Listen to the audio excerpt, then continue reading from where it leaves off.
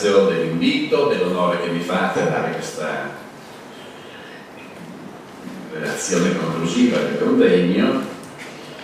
Il tema è un tema classico, anche se parlare dopo il collega economista, in quanto giurista, mi sento un po' in imbarazzo.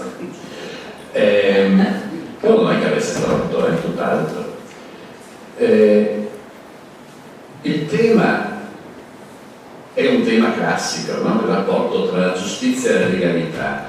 Da un certo punto di vista noi siamo cresciuti con l'idea che giustizia e legalità vadano insieme, sono due parole che vanno insieme, come attraverso eguaglianza e libertà.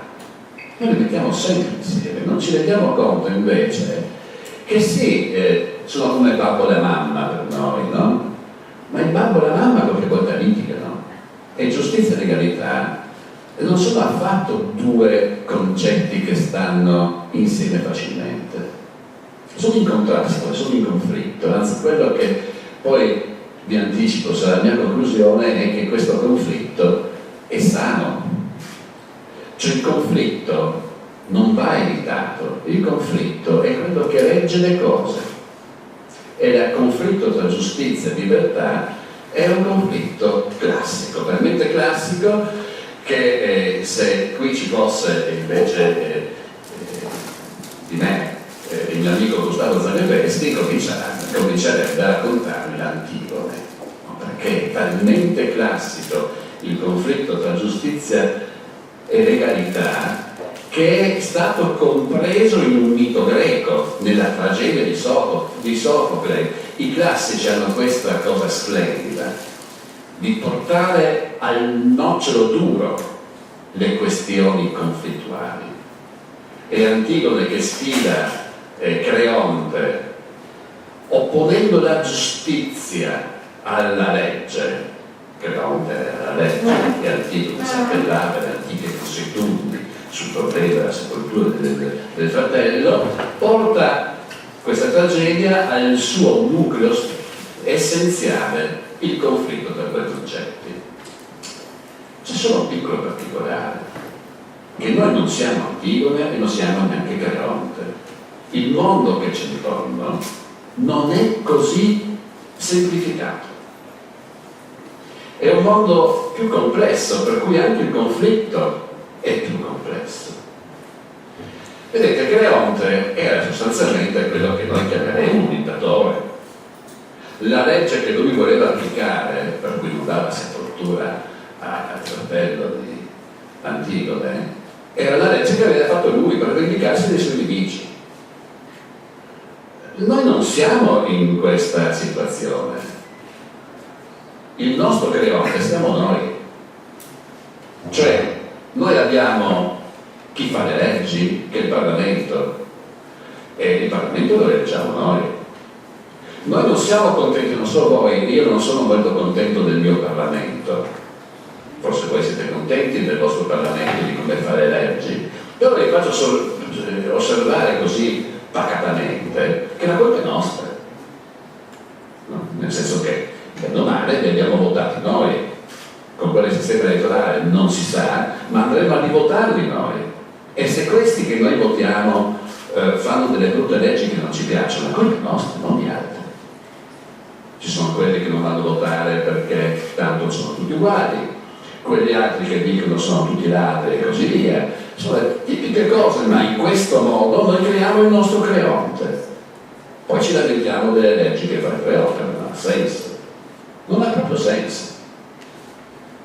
In una democrazia la classe dirigente rappresenta il popolo, e se la classe dirigente è così è perché il popolo è così. Non c'è niente da fare. Statisticamente tra di noi c'è un certo numero di evasori fiscali, statisticamente. Il popolo ha la sua rappresentanza. Noi non abbiamo questo Creonte ostile che impone delle leggi assurde. Noi abbiamo un Parlamento scarsamente efficiente che in nome nostro fa le leggi che noi applichiamo. Ma anche Antigone non siamo noi. Antigone, meno male, opponeva a Creonte una legge consuetudinaria, una legge divina, una consuetudine. Noi che cosa opponiamo al nostro legislatore? Che tipo di giustizia opponiamo? Indicando il titolo che mi è stato sollecitato, io ho messo 1000 giustizie e una legalità. E questo titolo, che ho scoperto ieri leggendo il programma, l'ho fatto un mese fa, ho detto ma guarda che bella idea, indica esattamente quello di cui volevo parlarvi, le 1000 giustizie. Perché 1000? Ma perché noi viviamo in un universo normativo, siamo pieni di regole, di principi, di convinzioni sulla giustizia. Qualsiasi assemblea di condominio, che è uno dei luoghi più litigiosi del mondo, è denso di contrasti tra sensi di giustizia diversi. A ogni incrocio dove c'è un tamponamento si scambiano sensi di giustizia diversi. Ma tu hai frenato di colpo, sì, ma tu non hai frenato in tempo. Ci sono immagini di ciò che è giusto e sbagliato che sono normali nel nostro comportamento. Pensate quante volte diciamo io ho il diritto, quello ha sbagliato. Se uno ha sbagliato vuol dire che ha violato qualche regola e che noi pensiamo che quella regola sia la regola giusta. E se noi litighiamo nei consigli di condominio o nei consigli di facoltà ancora di più per dire l'università e gli angoli delle strade e così via, lo facciamo perché abbiamo sensi di giustizia diversi. La cosa più interessante ancora è che tutti questi sensi di giustizia poi si organizzano in scontri e in questi scontri entrambe le parti spesso impugnano la stessa cosa, cioè la Costituzione. Pensate, non c'è nessun gruppo di interesse, nessun gruppo politico organizzato che si batte per qualche riforma legislativa e così via, che non abbia dalla sua parte il richiamo alla Costituzione, il principio di uguaglianza. Se uno si sente discriminato è alla Costituzione che fa appello, come orientamento sessuale, come immigrato naturalizzato, come ricco o povero, come cliente della banca e gestore della banca. Noi siamo continuamente a discutere di ciò che è giusto e avendo come nostro cavallo di battaglia lo stesso testo, la Costituzione. Il banchiere è libero perché è imprenditore. Il cliente è libero perché si è affidato. Ed entrambi trovano in Costituzione la tutela della libertà di impresa e la tutela dell'affidamento del credito. E però hanno sensi di giustizia diversi e sono in conflitto costante. Sergio Bartoli, che è il mio maestro, un maestro di diversi che vedo qui, ha scritto un libro che ha un titolo bellissimo, La Costituzione di tutti. Perché la Costituzione finisce con essere quel documento in cui tutti riescono a trovare il principio che fonda il suo proprio senso di giustizia, che può essere completamente diverso. Dopodiché qualcuno deve scegliere. Se noi siamo in perenne situazione di contrasto su ciò che è giusto, chi è che sceglie qual è la soluzione? Ovviamente l'autorità.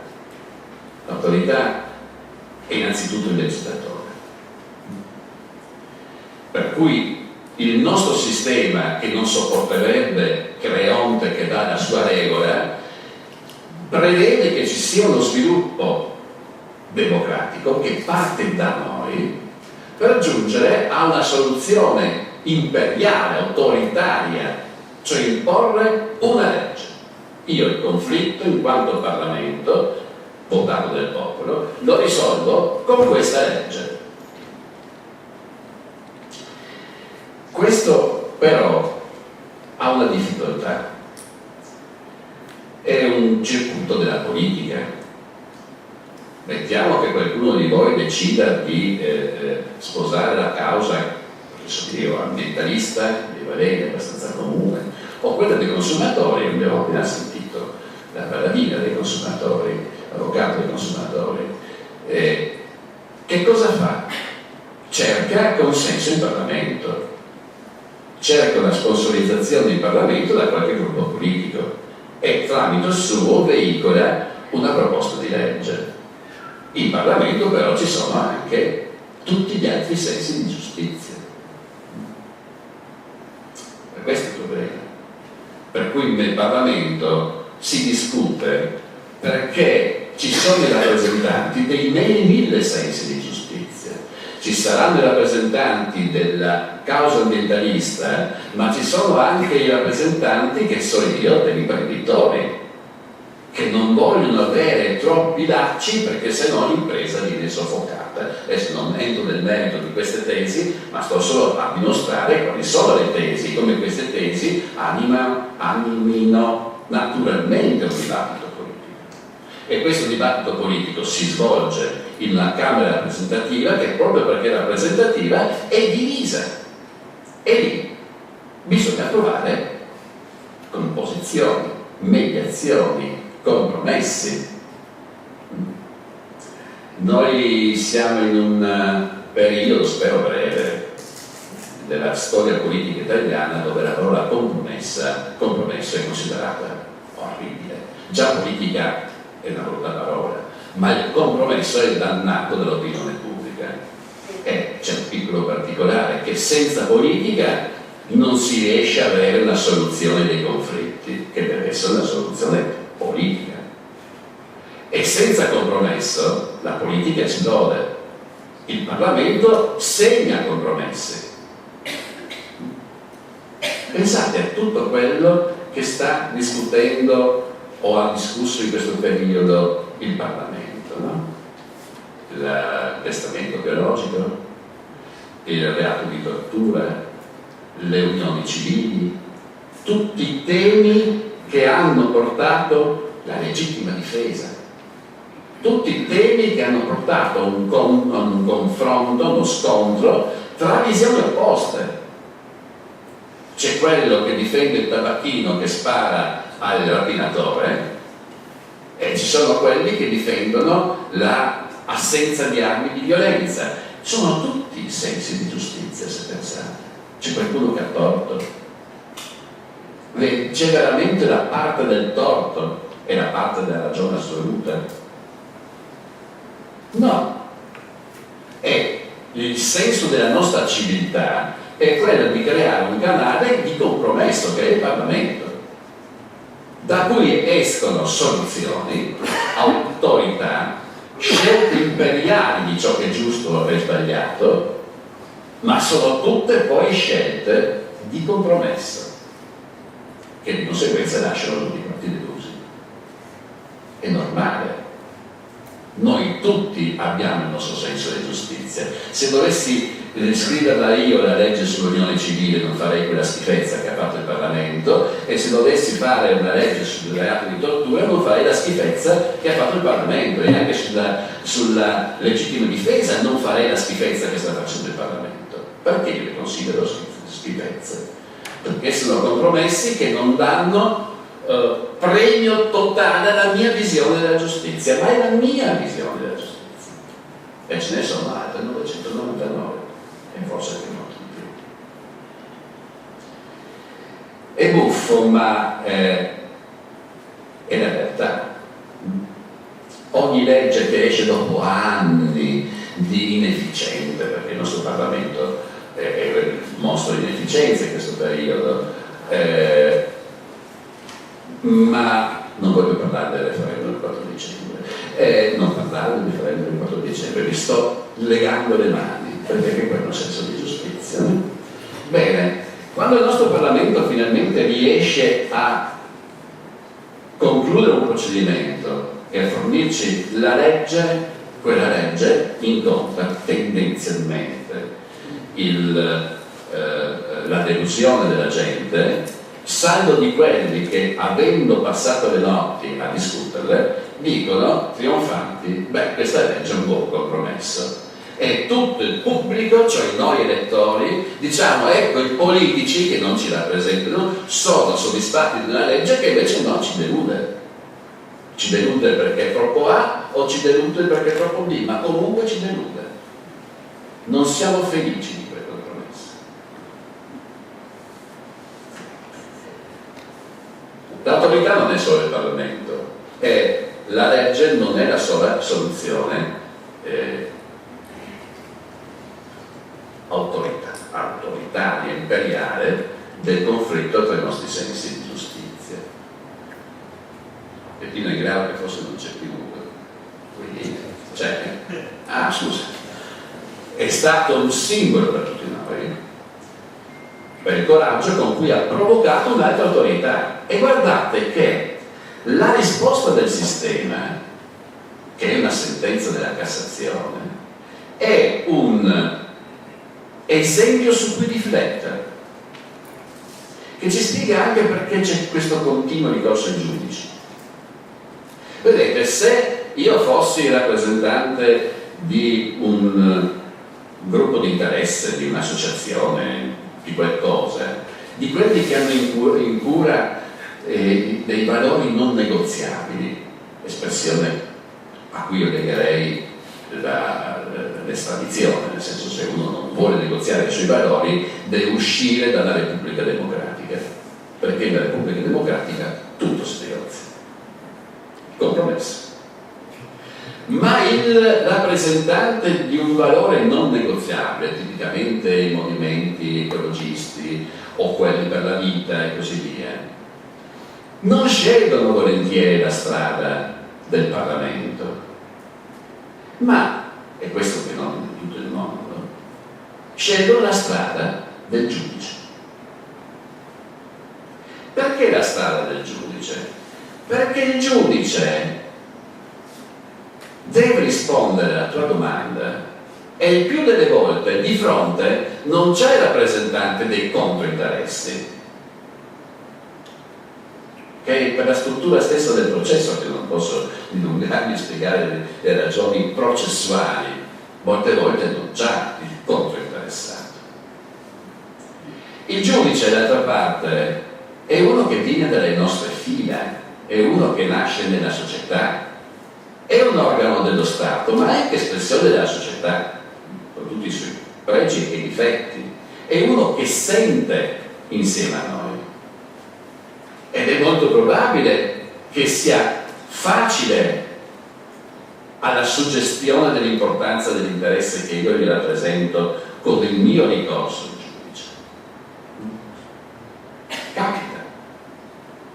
C'è di più, che se io sono un interesse organizzato non vado a impiantare la causa di fronte al primo giudice che mi capita, mi scelgo il tribunale a cui rivolgermi. Questo è quello che Trump sta denunciando in America, giusto per dirne una, e sta denunciando il fatto che per bloccare i suoi provvedimenti un po' folli gli oppositori scelgono la Corte federale a cui rivolgersi, tanto sono provvedimenti federali per cui si va avanti questi giudici e si scelgono dei giudici che sono stati nominati da Obama e che si sa essere dei giudici di tendenze democratiche non repubblicane. Vedete, il problema è un problema nostro, un problema di tutti. Lo scegliersi il giudice perché i giudici sono diversi è non una tragedia, è una caratteristica di tutto il mondo. Non ci sono due giudici uguali. Certo che non ci sono giudici uguali. Se ci fossero dei giudici tutti uguali non occorrerebbe avere 3 gradi di giudizio.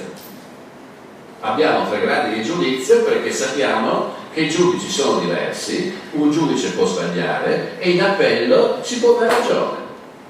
Funziona così in tutto il mondo civile, dove non ci sono 3 gradi di giudizio uno si deve preoccupare, perché vuol dire che la giustizia è meno garantita. Allora io mi rivolgo a un giudice e posso rivolgermi a un giudice cercando di scegliere un giudice tradizionalmente aperto a questi problemi, e di fronte a quel giudice io faccio valere le mie ragioni.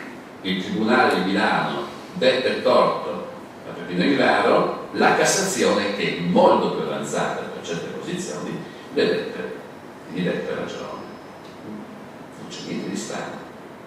La questione è una questione non neanche di merito, ma di scelte processuali. Caspita, è complicato il mondo della giustizia, ma nel mondo della giustizia è davanti chi ciò a opporsi alle mie tesi. Spesso nessuno, spesso un avvocato dello Stato che ha 1000 altre cause da sostenere e non ha avuto tempo neanche di istruire bene la causa. E magari c'è un giudice consapevole dell'importanza e favorevole al mio senso di giustizia. C'è due strade diverse. Una è la mediazione politica e la legge, l'altra il ricorso al giudice e la sentenza. Con l'avvertenza però che quella sentenza è una sentenza che riguarda il caso, riguarda le parti, mentre la legge riguarda tutti. La legge è una soluzione del contrasto tra giustizia, tra sensi di giustizia, che ha valore per tutti, mentre la sentenza tendenzialmente ha valore soltanto per le parti, che è un po' semplificato. Questo sarebbe il principio.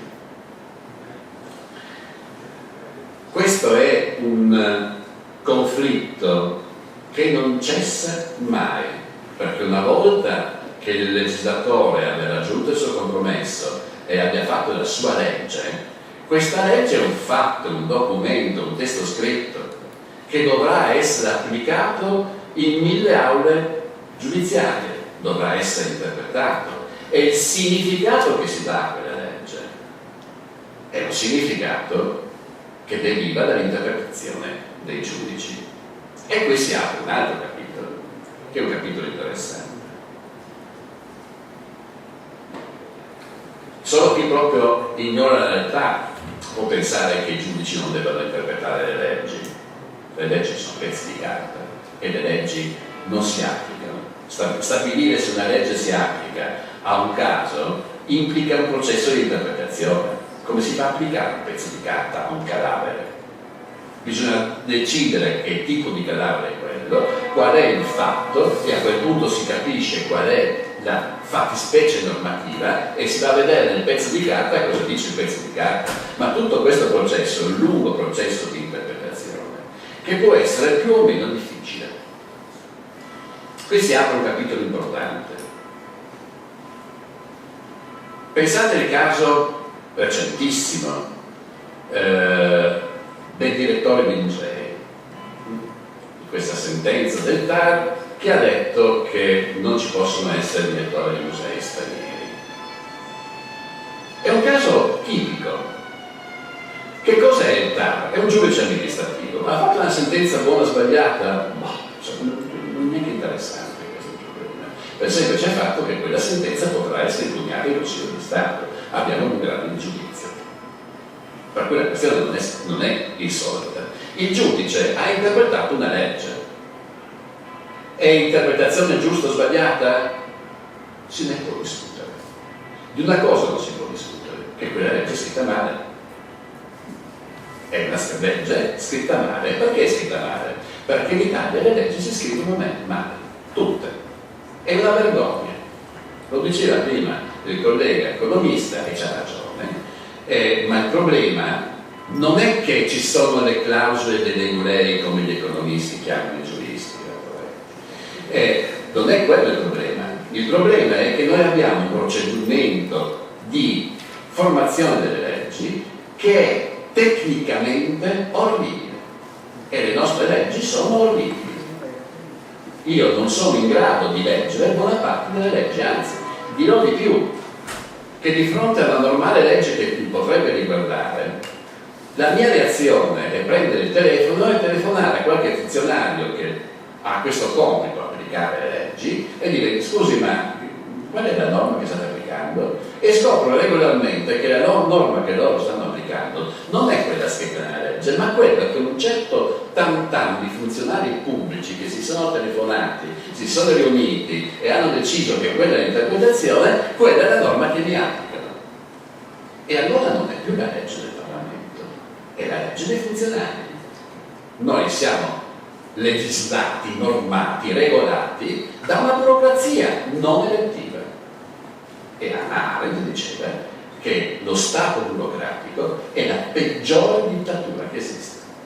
E le dittature le sapeva quelle cose. È vero che quello dello Stato burocratico era quello nazista, per cui andiamoci piano, ha quelle similitudini, però qualcosa c'è.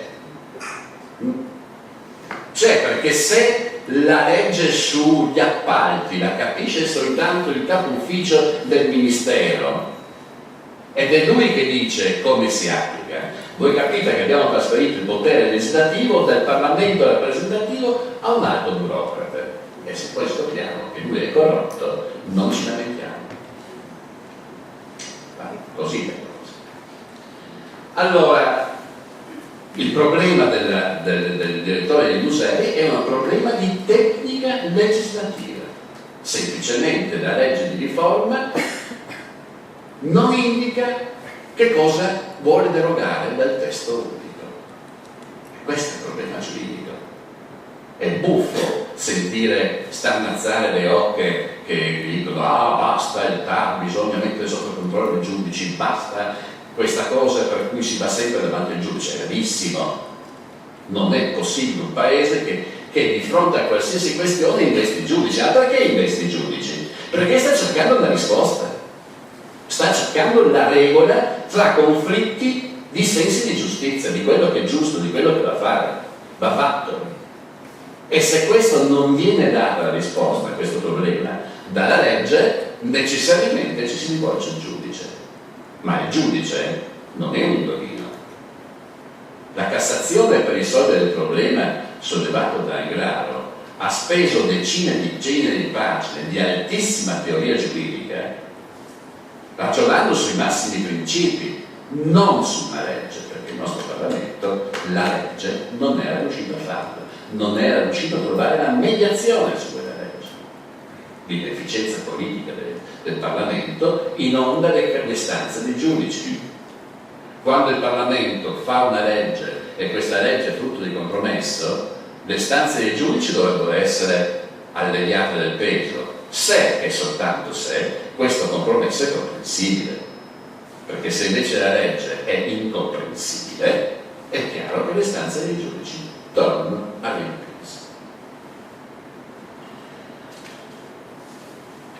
Vedete,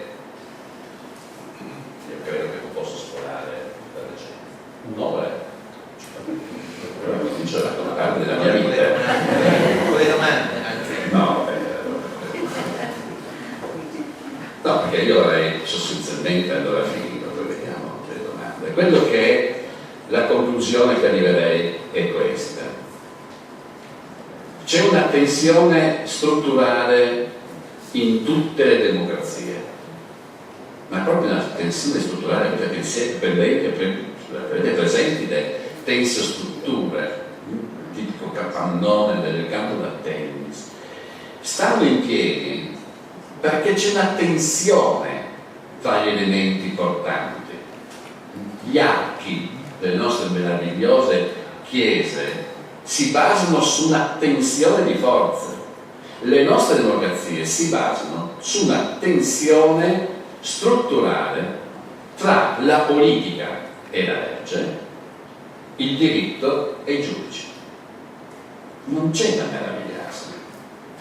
È strutturale perché è anche ovvio, la politica vuole raggiungere dei risultati e vorrebbe poter usare tutti i mezzi possibili per raggiungere quei risultati. Se noi avessimo dei politici seri, ci direbbero quali risultati vogliono conseguire e farebbero di tutto per conseguirli, ma hanno un limite. Il limite è la realtà, il limite sono le regole, il limite sono le leggi e ancora di più la Costituzione. Ed è una sofferenza per chi deve decidere avere un limite che si chiama legge, giudice, controlli, legalità. ma è su questa tensione che regge la nostra democrazia. Tutte le democrazie di tipo occidentale, quello che si chiama lo Stato di diritto, ancora più lo Stato di diritto costituzionale, si basa sulla contrapposizione tra lo Stato, la politica e il diritto. Deve essere così. Lo sta scoprendo Donald Trump, che non pensava che esistesse tutto questo, e lo sta scoprendo a sue spese. Non può fare tutto quello che vuole, ammettendo che lui sappia quello che vuole. Non lo può fare, perché ci sono le regole. È così. E queste regole sono poste a difesa a garanzia della legalità, della regolarità dei processi, a garanzia nostra. E quando queste regole sono violate, si va dal giudice. E non si può protestare dal punto di vista del politico se si va dal giudice. Perché è questo il gioco. Tu hai il potere di fare le leggi e io ho il potere di impugnarle. Tu c'hai il potere di fare atti amministrativi e io ho il potere di impugnarli. Perché li impugno? Perché difendo la legalità. Difendo la legalità della legge e difendo la legalità della Costituzione. Tutti siamo soggetti alla legge e siamo uguali davanti alla legge, c'è scritto dietro tutti i tribunali. Anche tu, che c'hai il potere politico, che devi esercitare, perché ti paghiamo per questo, mi sarebbe bene che tu lo esercitassi. La struttura è di tensione, i conflitti sono continui, ma è un conflitto che nasce con la stessa esperienza dello Stato moderno, delle nostre esperienze. Tutto è stato conflitto tra potere giuridico e potere politico, tra giudici e sovrano. Tutta la storia d'Europa è stata segnata da questo conflitto, è la nostra cultura di base. E questa cultura di base ci spiega anche perché noi discutiamo costantemente di ciò che è giusto e ciò che è sbagliato, noi siamo depositari di sensi di giustizia, ma dall'altra parte abbiamo la legge, la legalità, e questo è un contrasto continuo. Noi non siamo soddisfatti delle leggi che ci danno. Quando è uscita la legge sulle unioni civili, buona parte dei movimenti pro-gay e così via hanno detto siamo delusi, perché dentro non c'è la questione della step child adoption, cioè la possibilità dell'adozione da parte del coniuge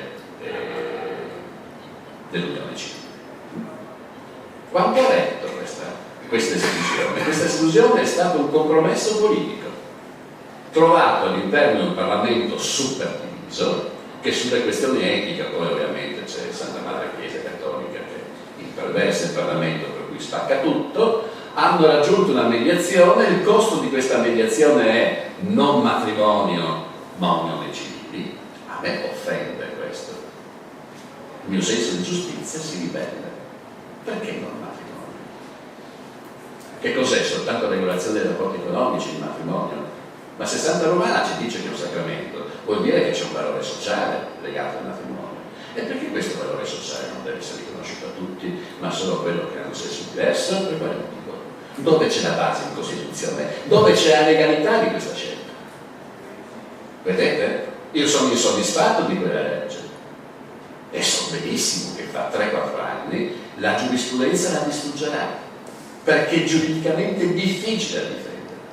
La step child adoption, il divieto di adozione, è già saltato, ma questo lo si sapeva fin dall'inizio. Cioè, i più furbi, più scafati, quelli che credono consigli giuridici, sanno che era meglio far passare il divieto, perché quello non avrebbe retto davanti ai tribunali, perché se Mario e Francesco, si chiamavano proprio così i primi due, si sono sposati in Olanda o in America e vengono in Italia e hanno già adottato il figlio dell'altro, tu giudice italiano come fai a negare ingiustizia? Come fai a negare ingiustizia? Non puoi negare ingiustizia. Non puoi negare la giustizia anche perché c'è una legge nell'altro paese e tu c'è l'obbligo di riconoscerla.